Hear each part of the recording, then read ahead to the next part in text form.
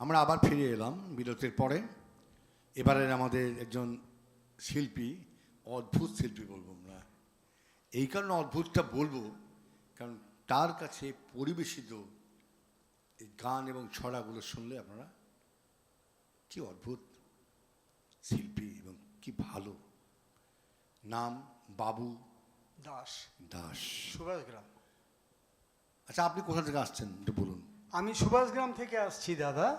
হ্যাঁ, আর আমি এটা দ্বিতীয়বার এলাম। দাদা শ্রদ্ধেয় মানবদা আমাকে আবার ডেকে সুযোগ দিয়েছেন। আমি ভীষণ ভীষণ আনন্দিত দাদার কাছে। আমি খুব আপনি প্রথমে কৃতজ্ঞতা। কি আমাদের শোনাবেন? আমি প্রথমে একটা ছড়া শোনাচ্ছি। Right. ছড়াটার নাম হচ্ছে চিঠি। বেশ।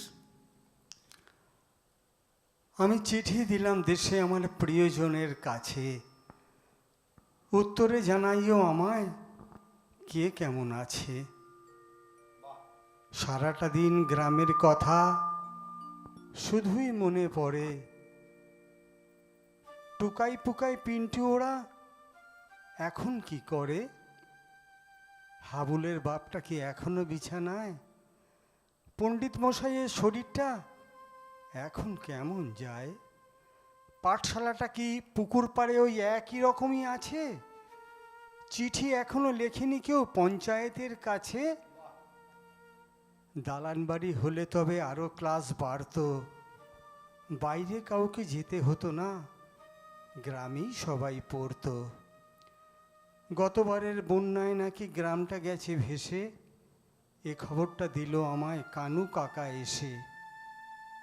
কেমন আছে বিন্দু মাসি ছেলে হারানোর পরে, নিরুদ্দেশ হারান চাচা ফিরেছে ওর ঘরে। গ্রামটা এখন ভীষণ ফাঁকা তুই চলে আসার পরে, বাউল কাকা বলছিল কেঁদে আমায় জাপটে ধরে। এবার পুজোয় বাড়ি যাব, অনেক কিছু নিয়ে যাব, বাবু আমার যত্ন করে রেখেছেন সব তুলে। রোজি বলেন বাড়ি যাওয়ার সময় এগুলো যাস না নিতে ভুলে।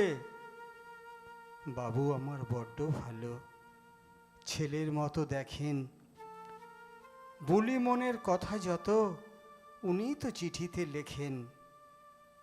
জানালা ধরে দাঁড়িয়ে থাকি পথের পানে চেয়ে, এই বুঝি পোস্টবাবু আসছেন আমার গ্রামের সংবাদ নিয়ে।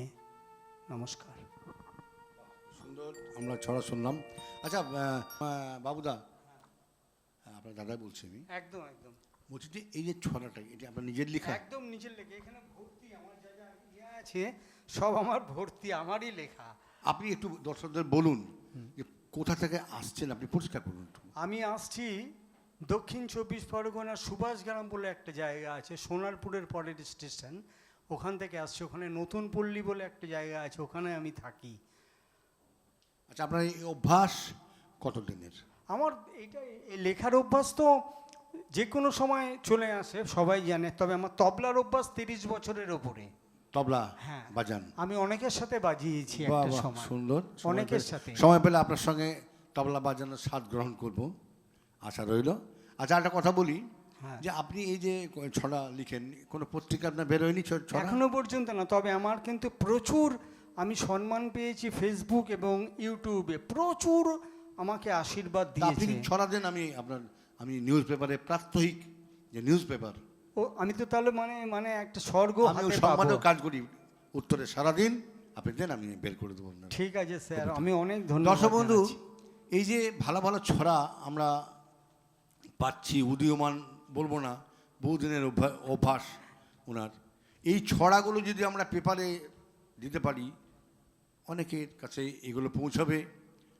আজকাল তো মোবাইলের যুগ, অনেক মোবাইল ফলো করে, ফেসবুক উল্টোপাল্টা রিল ফিল সব দেখে টাকে। আমরাও মাঝে মধ্যে কাজটা না থাকলে এরকম দেখি, কিন্তু টিভি আমরা দেখি অনেকেই।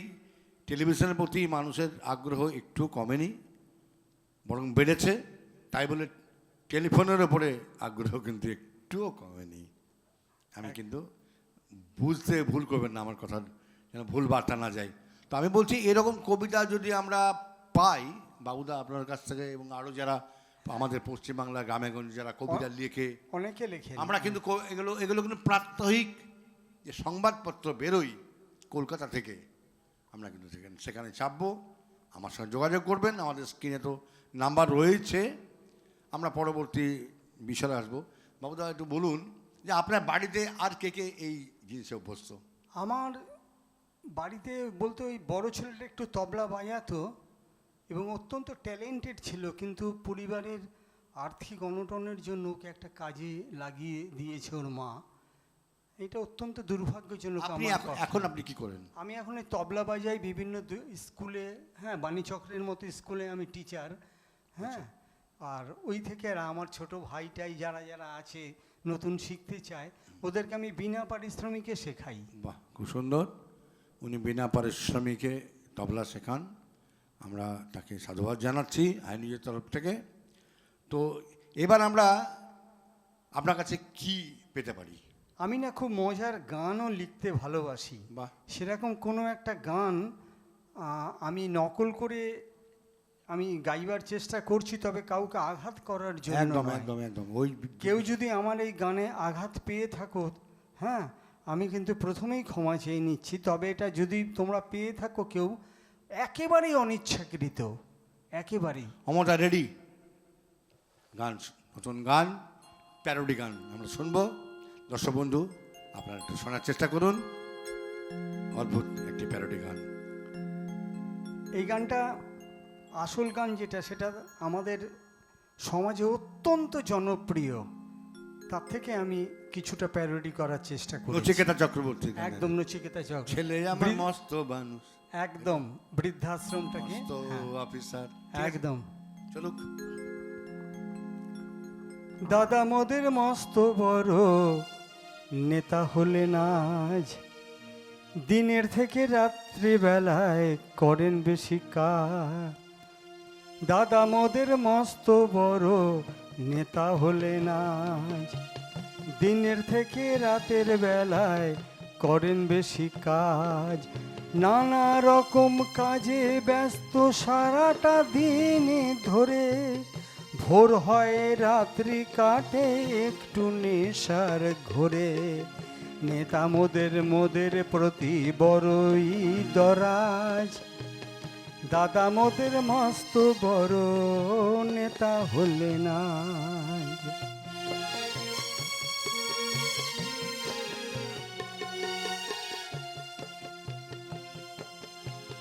নেতার ব্যবহারের সেই সাইকেল ঘড়ি চাদর, নেতার ব্যবহারে সেই সাইকেল ঘড়ি চাদর, ওসব নাকি ব্যবহারে আর থাকে না আদর।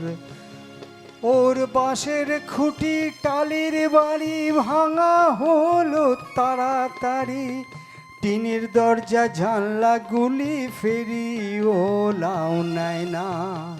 নতুন বাড়ি গাড়ির সাথে বদলে গেল সাজ, দাদা মোদের মস্ত বড় নেতা হলেন আজ।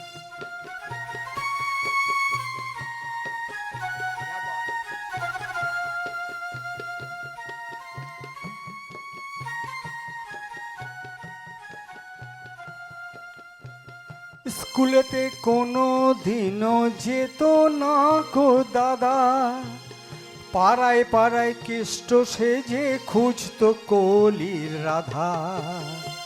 স্কুলেতে কোনো দিনও যেত না কো দাদা, পাড়ায় পাড়ায় কেষ্ট সেজে খুঁজতো কলির রাধা। বুক ফুলিয়ে কলার তুলে খেত ধার করে, দাদার বোধহয় আর মনে নেই নেতা হবার পরে। ছোটবেলায় মায়ের সাথে ঘুরতো হাতটি ধরে, ডাকতো রাজা পাড়ার সবাই নামটি আদর করে। নেতা হয়ে সব ভুলেছে ভুলেনি সমা, দাদা মোদের মস্ত বড় নেতা হলেন আজ।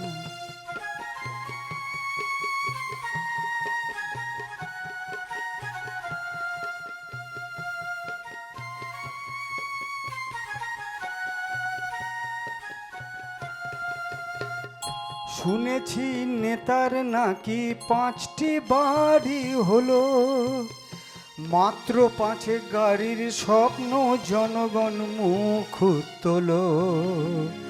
বাড়ি আর গাড়ির সাথে অনেক টাকা চাই, নইলে নেতার পরের জীবন হবে পুড়ে ছাই। পাপ ছাড়ে না বাপকেও একটা প্রবাদ বাক্য আছে, কালো টাকার খবর গেল গোয়েন্দাদের কাছে।